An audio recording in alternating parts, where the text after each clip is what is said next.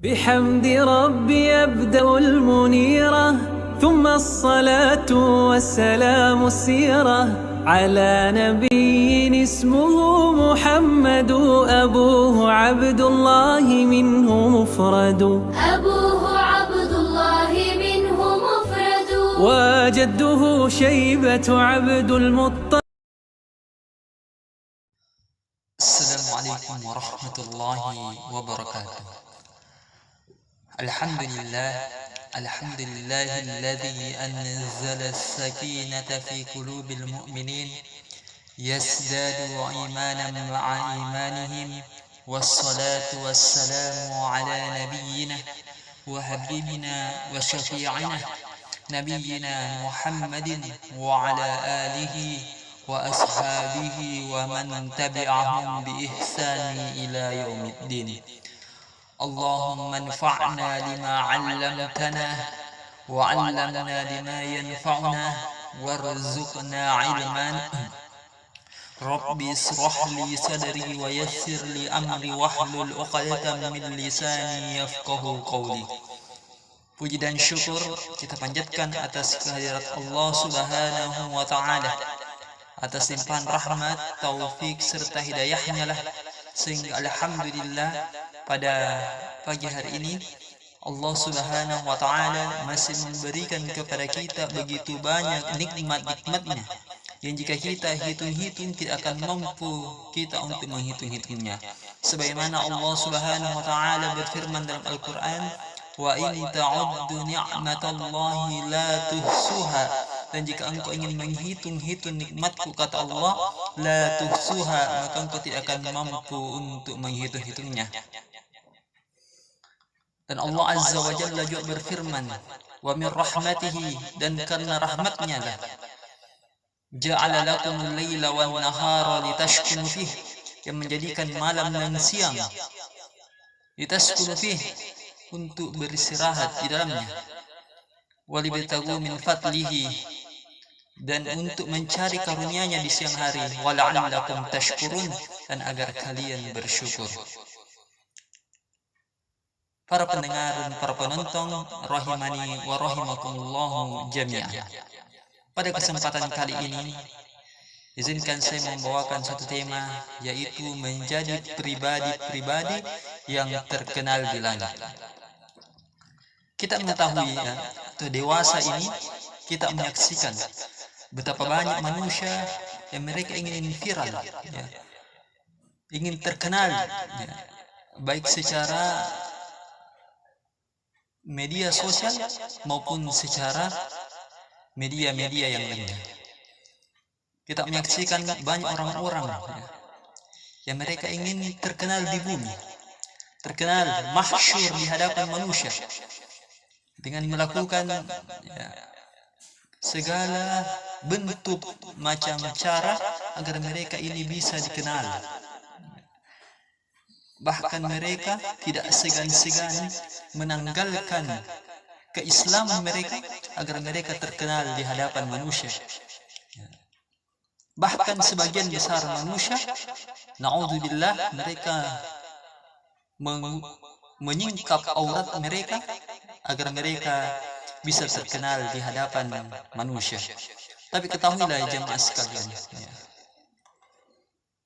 di zaman, ya, keemasan Islam, di zaman tabi'in, ada seorang yang, ya, ada seorang kisah yang sangat mahsyur, ya, bahkan menjadi buah bibir sampai di generasi setelahnya dan sampai hari ini.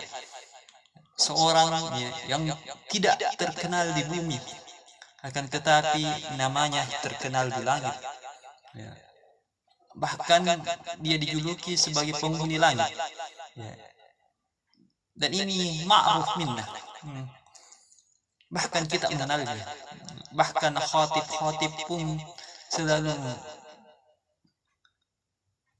menjelaskan, selalu menceritakan akan kisah-kisahnya. Ya, kita mengetahui beliau adalah seorang tabi'in yang hidup di zaman Nabi kita Muhammad sallallahu alaihi wasallam, qadarullah, akan tetapi beliau tidak menyaksikan, tidak melihat Nabi SAW.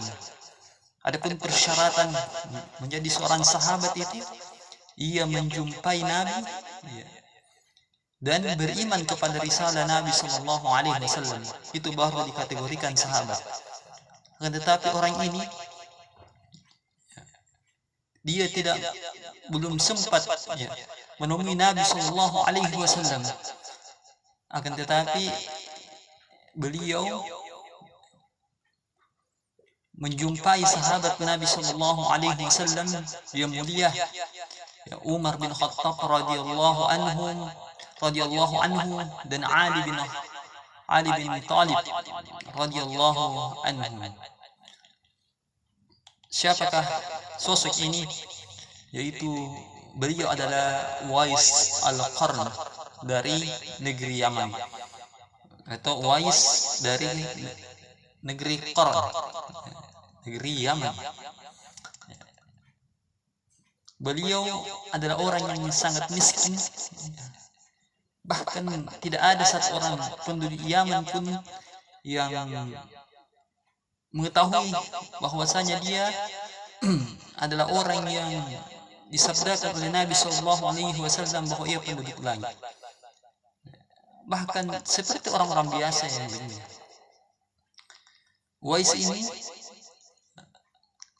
memiliki satu keistimewaan, yaitu beliau sangat berbakti kepada ibunya yang sudah lanjut usia. Suatu ketika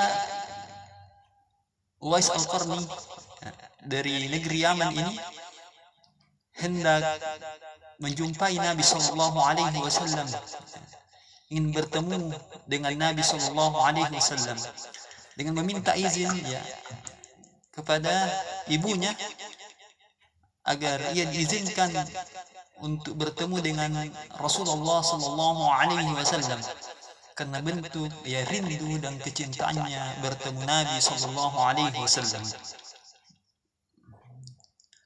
Maka diizinkanlah oleh ibunya dengan persyaratan agar tidak terlalu lama, dan segera kembali ke negeri Yaman. Maka pergilah Uwais ini ke Mekah, atau Hijaz pada waktu itu. Setelah dia sampai di Hijaz, maka ia pun segera pergi ke rumah Nabi SAW. Akan tetapi beliau Uwais Al-Qarni ini tidak menjumpai Nabi SAW di rumahnya. Ia hanya bertemu dengan Aisyah Ummahatul Mukminin radhiyallahu anha. Ia hanya bertemu dengan zaujatin Nabi, istri Nabi SAW, dan menyampaikan bahwasanya Rasulullah SAW tidak berada di rumah. Beliau SAW sedang pergi berperang.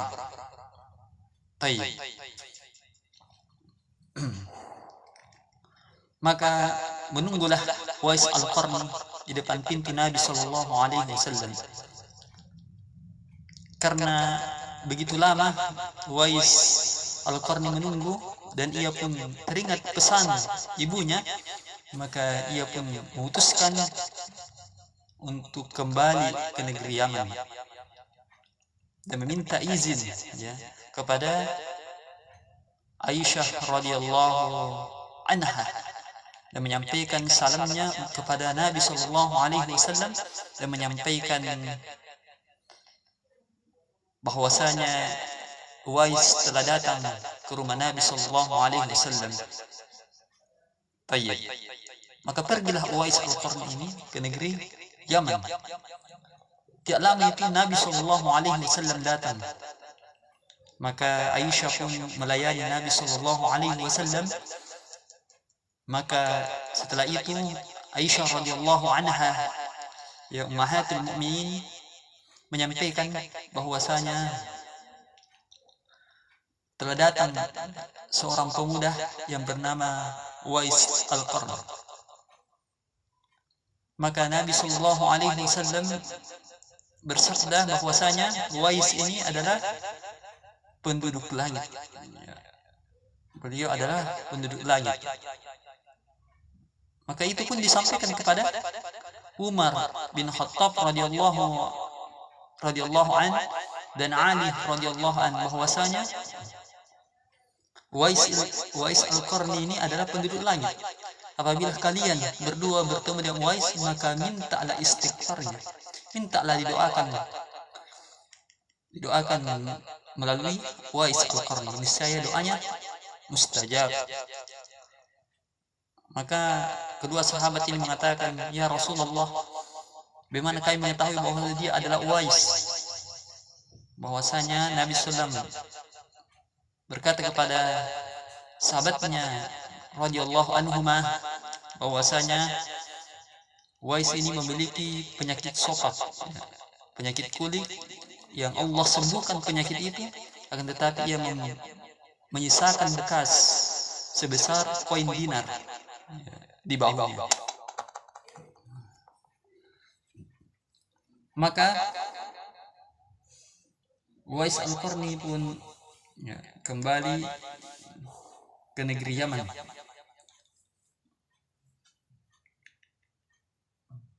Dan di kisah yang selanjutnya adalah bahwasanya Uwais Al-Qarni juga itu adalah orang yang sangat berbakti kepada ibunya.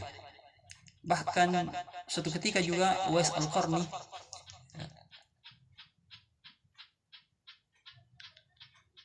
melihat ibunya dalam keadaan yang sedih. Maka Uwais pun mengatakan kepada ibunya, wahai ibu, mengapa engkau terlihat sedih? Maka ibunya pun mengatakan, wahai Uwais, sesungguhnya aku sangat menginginkan untuk melaksanakan ibadah ke Baitullah. Maka Uwais pun karena keterbatasan ekonomi, ia pun menjual domba-dombanya. Lalu dengan hasil domba tersebut ia belikan dengan seekor keledai yang kecil, yang masih kecil peranakan. Setelah itu Uwais Al-Qarni ini ia angkat, ia beli sebuah keledai yang kecil, lalu ia angkat, ia gendong. Maka seketika itu orang-orang pun mengatakan bahwasanya sungguh Uwais ini telah gila. Kenapa keledai dia gendong? Maka Uwais pun, rutinitas Uwais Al-Qarni ini setiap hari ia angkat keledai tersebut, dia gendong keledai tersebut naik di antara gunung yang satu ke gunung yang lainnya, sampai keledai itu pun besar. Maka orang-orang pun mengatakan bahwasanya Uwais ini memang betul-betul sudah gila. Maka setelah itu, pendengar sekalian yang sama-sama dirahmati oleh Allah Subhanahu wa taala, Uwais pun karena rutinitas tersebut ia pun menjadi kuat. Lalu ia pun mengatakan kepada ibunya, wah ibu, saya akan membawa engkau ke Baitullah. Maka digendonglah ibunya ini dari dari negeri Yaman ke negeri Hijaz, ke negeri Mekkah Al-Mukarramah, digendong. Bahkan ibunya pun meneteskan air mata karena bakti seorang anak ini, baktinya Uwais, sampai ibunya pun bisa melaksanakan ibadah ke Baitullah. Allah mendoakan kebaikan untuk Uwais Al-Qarni. Maka setelah itu, ikhwan sekalian, setelah Rasulullah SAW wafat, Ali bin Abi Thalib ini, ya, di tempat yang lain Ali bin Abi Thalib ini selalu mencari, ya, jamaah haji dan umrah yang ia berasal dari negeri Yaman. Ia selalu mencari orang yang bernama Uwais Al-Qarni. Lalu tidak ia jumpai seorang pun. Suatu ketika ia menanyai seseorang, lalu mengatakan, adakah seorang yang bernama Uwais yang berasal dari Al-Qarn, Yaman? Maka salah seorang di antara mereka mengatakan, betul, ya, Uwais Al-Qarn sedang ada di kemah, ya, di kemah sana. Maka tak kala, ya, setelah itu sahabat, ya, Umar bin Khattab radhiyallahu an pergi ke sana dan melihat, ya, seorang pemuda, ya, yang bernama Uwais yang sedang mengangkat perlengkapan ibadah-ibadah haji dan ibadah seorang yang melaksanakan ibadah ke Baitullah. Ia menjadi kulit panggulnya. Maka Uwais pun merasa kaget, ya, ketika datang seorang kepadanya. Lalu ia mengatakan, Umar radhiyallahu anhu mengatakan, apakah anda Uwais? Maka Uwais Al-Qarni mengatakan, na'am, betul, saya adalah Uwais. Maka Umar bin Khattab radhiyallahu anhu mengatakan, tolong mintakan doa kepada Allah Subhanahu wa taala, mintakan istighfar kepada Allah Subhanahu wa taala untuk saya. Lalu Uwais Al-Qarni pun mengatakan, siapa anda? Maka Umar bin Khattab radhiyallahu anhu mengatakan, saya Umar bin Khattab. Maka terkagetlah Uwais Al-Qarni, ya, bahwasanya ia mengetahui Umar bin Khattab ini, ya, terkenal, ya, dia adalah khalifah, ya, setelah Abu Bakar radhiyallahu anhu. Ia pun mengatakan, Uwais Al-Qarni pun mengatakan, bagaimana saya mau mendoakan seorang Amirul Mukminin, seorang sahabat Nabi Shallallahu Alaihi Wasallam. Lalu karena didesak oleh Umar, tolong doakan saya, maka Uwais Al-Qarni pun mendoakan Umar bin Khattab radhiyallahu an. Lalu Umar pun mencari, ya, Ali bin Abi Thalib. Lalu Ali bin Abi Thalib pun meminta doa. Setelah itu didoakan oleh Uwais Al-Qarni. Lihatlah, ya, adapun kisah ini masih banyak tentang perjalanan Uwais Al-Qarni. Akan tetapi, ya, kalau kita berbicara panjang lebar, maka waktu yang singkat ini tidak akan mampu, ya, teman-teman sekalian, untuk merampung, ya, kisah-kisah tersebut. Walaupun kita hanya, ya, saya hanya menceritakan, ya, kisah yang pendek dari Uwais Al-Qarni ini. Teman-teman, ya, para pendengar dan para penonton yang sama-sama dirahmati oleh Allah Subhanahu wa taala, apa hikmah, ya, mengapa Uwais Al-Qarni ini bisa terkenal di langit? Ya, yang pertama adalah hikmahnya adalah Uwais Al-Qarni ini adalah orang yang sangat berbakti kepada orang tuanya.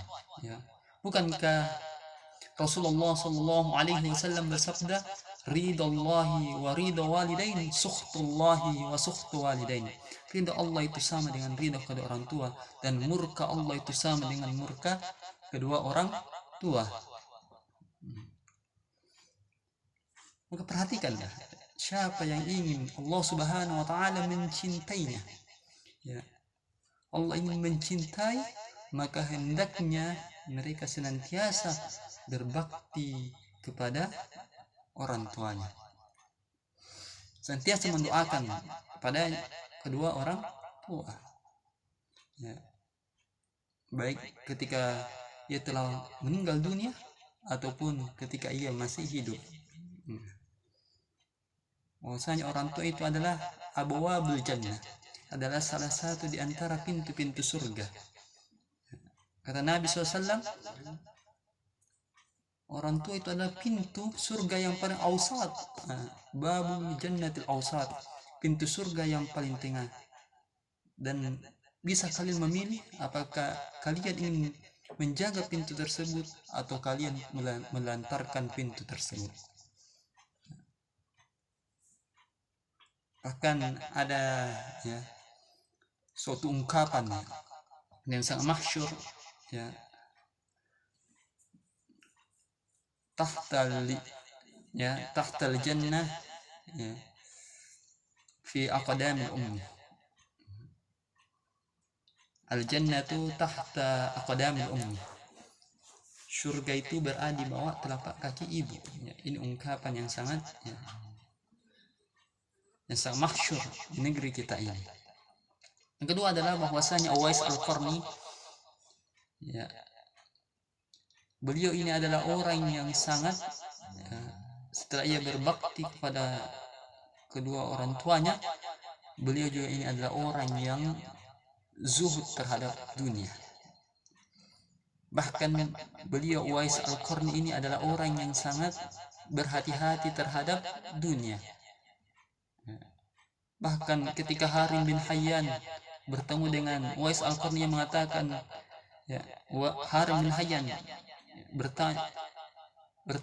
meminta nasihat, Ausikni, berikan saya nasihat, wahai Uwais, tawassadil mauta idza nimta waj'alhu nasba 'ainayka wa idza kunta fad'ullaha an yusliha qalbaka wa niyataka falan tu'alja syai'an ashaddu 'alayka baina qalbuka wa niyataka.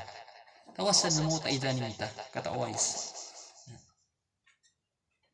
jadikanlah kematian itu di pelupuk matamu.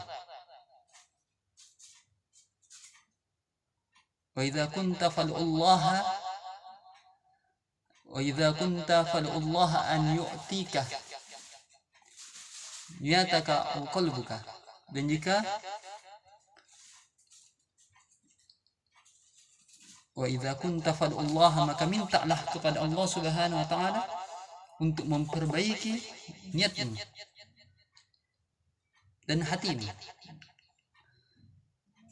Dan ini pun termasuk dalam tazkiyatun nafs, ya, untuk pembersihan jiwa.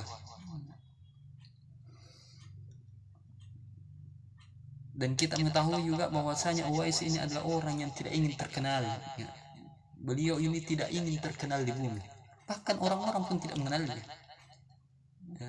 Bahkan dicela oleh manusia bahwasanya dia orang gila karena dia angkat keledai, naik turun ke bukit, ya, agar ototnya menjadi kuat, agar ia bisa menggendong ibunya. Ia tidak mendengarkan perkataan manusia.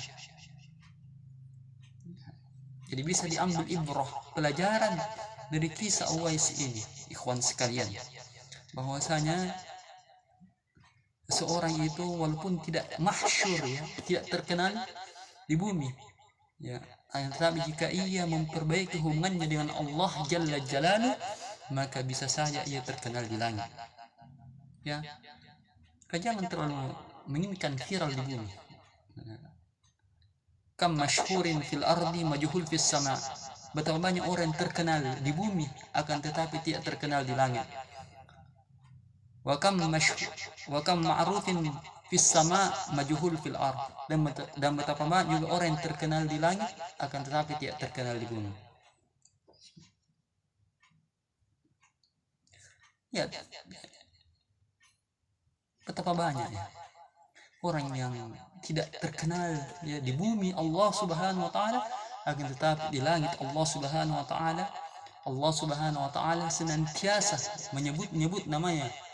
Allah Subhanahu wa taala senantiasa menyebut namanya fiman indah, di sisinya. Wa zakarallahu fiman indah. Allah senantiasa menyebut nama orang tersebut, hamba tersebut di sisi Allah Subhanahu wa taala. Perhatikan.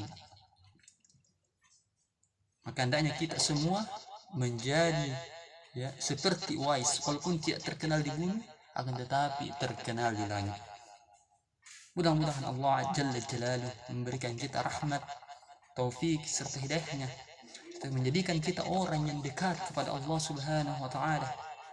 Seperti kita seperti Allah Subhanahu wa taala mengangkat derajat Uwais Al-Qarni. Karena terkenal di langit itu beda dengan terkenal di bumi.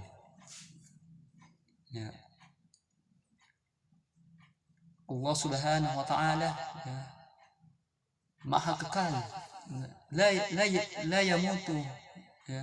Allah Subhanahu wa taala tidak akan mati. Sedangkan di muka bumi ini kullu man 'alaiha fan. Semua di bumi ini akan binasa. Tapi Allah Subhanahu wa taala di langit tidak akan binasa. Siapa yang terkenal di langit, maka ia tidak akan, namanya tidak akan binasa. Semana Uwais ini, dia tidak terkenal di bumi, akan tetapi ia menjadi buah bibir tentang orang yang tinggal di bumi, akan tetapi namanya senantiasa digaung-gaungkan di langit. Bahkan doanya Uwais mustajab. Ketika ia terkena penyakit kulit, dia berdoa kepada Allah, tiba-tiba doanya mustajab, bergetar arsy karena doa Uwais ini. Allah sembuhkan, kecuali penyakit kulit tersebut, penyakit sopak tersebut sebesar koin dinar, yang menjadi tanda bahwasanya dia adalah Uwais yang dikenali, yang bisa dikenali oleh sahabat Nabi Sallallahu Alaihi Wasallam, yaitu Umar dan Ali radhiyallahu anhuma. Demikianlah yang dapat saya sampaikan. Mudah-mudahan Allah Subhanahu wa taala menjadikan kita manusia-manusia yang terkenal di langit Allah Subhanahu wa taala. Dengan cara apa? Mendekatkan diri, bertaqarrub, mendekatkan diri kepada Allah Subhanahu wa taala, dan menjaga hubungan kita kepada Allah Subhanahu wa taala, dan senantiasa berbekal ketakwaan. Wa tazawwadu fa inna khairaz zadi taqwa, dan berbekallah kalian, sesungguhnya sebaik-baik bekal adalah takwa. Barakallahu fikum. Mungkin ini yang dapat disampaikan. Lebih dan kurangnya mohon dimaafkan. Nasrun minallahi wa fathun qarib wa basyiril mu'minin. Wassalamu alaikum warahmatullahi wabarakatuh.